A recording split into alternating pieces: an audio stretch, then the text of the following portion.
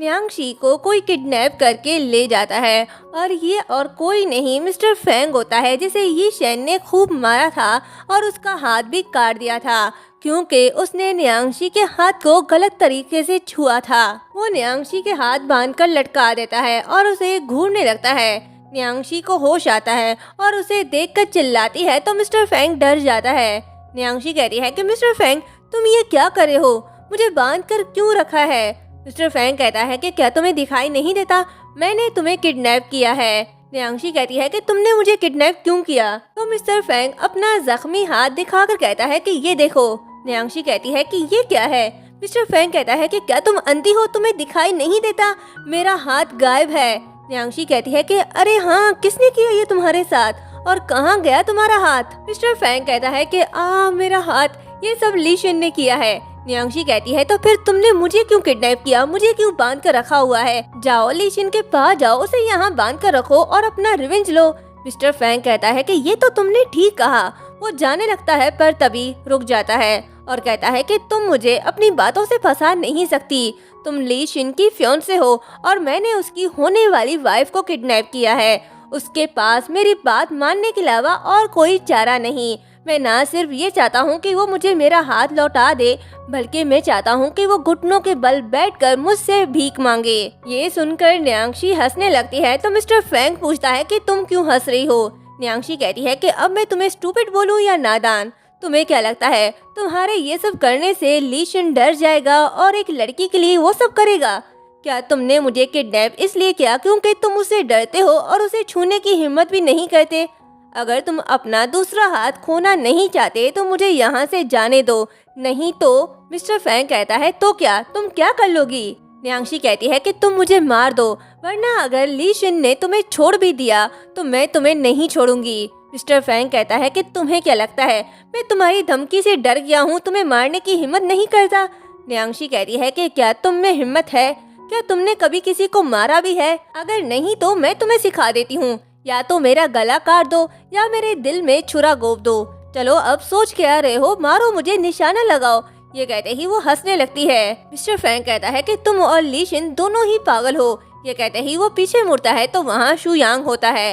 Mister Feng उसे देखकर डर जाता है। शू यांग सबकी अच्छी खासी धुलाई करके न्यांगशी के पास जाता है और कहता है कि सॉरी, मुझे आने में देर हो गई। न्यांगशी कहती है कि मुझे तुम्हारी जरूरत थी भी नहीं, मैं खुद ही इनसे निपट लेती। अगर तुम कुछ देर बाद आते तो इनकी लाशें उठाते। वैसे तुमने मुझे कैसे ढूंढा। शू यांग उसका हाथ खोलता है और उसके क्लोज जाकर जीपीएस निकाल कर कहता है कि इसके जरिए अब जबकि तुम्हारे दुश्मन ज्यादा हैं तो मुझे तुम्हें प्रोटेक्ट करने दो। न्यांगशी कहती है कि तुम जब भी मुझसे बात करते हो तो अपना सर नीचे झुकाते हो और मुझे ऐसा भोंदू बॉडीगार्ड नहीं चाहिए। अब हटो, जाने दो मुझे। शू यांग उसका दूसरा हाथ खोलने ही वाला होता है तभी पीछे से मिस्टर फेंग हमला करता है। न्यांगशी देख लेती है और उसे बचाने के लिए अपना पैर बढ़ाती है, जिससे शू यांग बच जाता है, पर न्यांगशी के पैर में चोट लग जाती है। शू यांग उसे लात मारकर गिरा देता है, जिसके बाद मिस्टर फेंग और सारे गुंडे वहां से भाग निकलते हैं। चोट लगने की वजह से न्यांगशी चल नहीं पाती, इस वजह से शू यांग उसे उठाकर ले जा रहा होता है।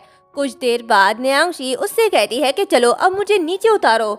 शू यांग कहता है क्यों, क्या हुआ, क्या तुम्हें दर्द हो रहा है। न्यांगशी कहती है कि मुझे अपना हॉरोस्कोप बताओ। शू यांग कहता है क्यों, तो न्यांगशी कहती है कि मुझे देखना है, कहीं तुम मुझे मारने के लिए तो पैदा नहीं हुए। मैंने तुम जैसे बेवकूफ के लिए खुद को जख्मी किया। मेरे मोबाइल की भी बैटरी लो हो गई है। हम ऐसी जगह फंस गए हैं जहां परिंदा भी पर नहीं रखता। अगर मैं स्ट्रांग ना होती तो मैं कब का मर चुकी होती। अब ये टहलना बंद करो और कुछ करो। शू यांग कहता है सॉरी, लेकिन हमें और आगे जाना चाहिए। तभी एक होटल आता है। न्यांगशी रुक जाती है और शू यांग से कहती है कि अगर तुम्हें जाना है तो जाओ, मुझे रेस्ट करना है, मैं तो आज रात यहीं रुकूंगी। ये कहते ही वो होटल के अंदर जाती है। शू यांग भी उसके पीछे पीछे जाता है। होटल मैनेजर को लगता है कि ये दोनों कपल हैं। वो उनसे कहता है कि हमारे पास सिर्फ एक ही रूम है। वो शू यांग से अजीब अजीब सवाल कर रहा होता है जो शू यांग को पसंद नहीं आता। वो न्यांगशी का हाथ पकड़कर उसे ले जाने लगता है, लेकिन न्यांगशी नहीं जाती। वो अपना हाथ छुड़ा कर कहती है कि मुझे कहीं नहीं जाना, मैं यहीं रुकूंगी। तुम शर्मा क्यों रहे हो? क्या तुमने कभी किसी लड़की के साथ रूम शेयर नहीं किया? तुम इस बात से डरे हो कि कहीं मैं तुम्हारे साथ कुछ कर न दूं, या तुम मेरे प्यार में दीवाने न हो जाओ? बोलो, जवाब दो। शुयांग कुछ नहीं बोल पाता। मैनेजर कहता है कि मैम मेरे पास आपके लिए एक स्पेशल रूम है।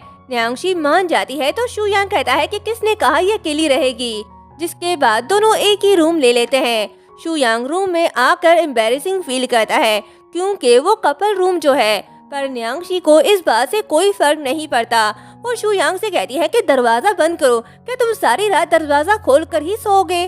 शुयांग दरवाजा बंद करता है। न्यांगशी अपना पैर टेबल पर रखती है तो शुयांग ये देखकर अपनी मुंडी पीछे मोड़ लेता है। न्यांगशी कहती है कि चिंता मत करो, मैं सिर्फ अपने चोट को साफ करी हूँ, तुमने कुछ और समझ लिया क्या। शुयांग मुड़ता है लेकिन फिर शर्मा कर अपना फेस पीछे मोड़ लेता है तो न्यांगशी कहती है अब कुछ ऐसा वैसा मत सोचो, आओ और मेरी हेल्प करो, मैं खुद से ये नहीं कर सकती। शुयांग उसकी मरहम पट्टी करने लगता है।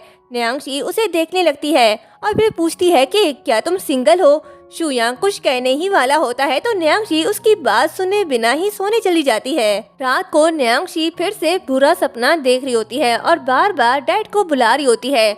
उसकी आवाज़ सुनकर शुयांग उठ जाता है और उसके पास जाता है तो देखता है कि वो नींद में है और डरी हुई है, तो उसके हाथ में टॉय पकड़ा देता है, जिसके बाद न्यांगशी का डर खत्म हो जाता है और वो सुकून से सो जाती है। शुयांग उसे देखते देखते वहीं सो जाता है। नेक्स्ट मॉर्निंग न्यांगशी उसे सोते हुए देख रही होती है। शुयांग उठता है तो न्यांगशी कहती है कि good morning and thank you, मुझे ये पसंद आया। शुयांग कहता है कि ये तुम्हारे लिए नहीं है, उससे वो लेने लगता है। न्यांगशी नहीं देती, इस चक्कर में दोनों एक दूसरे के क्लोज आ जाते हैं। न्यांगशी कहती है कि तुम कुछ भी कर लो, मैं तुम्हें ये नहीं दूंगी। शुयांग पीछे हट जाता है और कहता है ठीक है तुम रख लो। फिर पूछता है कि तुम सारी रात नींद में डैड का नाम ले रही थी, क्या तुम उन्हें मिस कर रही थी। न्यांगशी कहती है कि तुम कुछ ज्यादा ही डीप में जा रहे हो, अपने काम से काम रखो। शुयांग सॉरी कहता है। न्यांगशी कहती है कि लीशन नीचे ही है, चलो चलते हैं। वापस आने के बाद न्यांगशी शुयांग के बारे में सोच रही होती है। न्यांगशी को तो शुयांग से प्यार हो गया है, अब देखना होगा कि उसे कब इस बात का एहसास होगा। लीशिन रूम में आता है तो न्यांगशी उसे देखती है और उसे डैड की बात याद आती है कि वो लीशिन को अपनी अदाओं से दीवाना करे ताकि वो उस पर खुद से ज्यादा ट्रस्ट करे, तो वो ऐसा ही करती है। वो लीशिन से कहती है कि तुम कहाँ थे, मैं काफी टाइम से तुम्हारा वेट कर रही हूँ। ये कहते ही वो उसके पास जाती है, उसके क्लोज होने लगती है। तभी उसे शुयांग की याद आती है तो वो पीछे हट जाती है। लीशिन को ये पसंद नहीं आता। वो कहता है कि तुम्हें खुद को फोर्स करने की जरूरत नहीं। न्यांगशी उसे पीछे से हक करती है। लीशिन उसका हाथ पकड़ता है पर न्यांगशी अपना हाथ दूर करने लगती है तो लीशिन को गुस्सा आता है, वो उसे पुश करता है और यहीं पर ये पार्ट एंड होता है।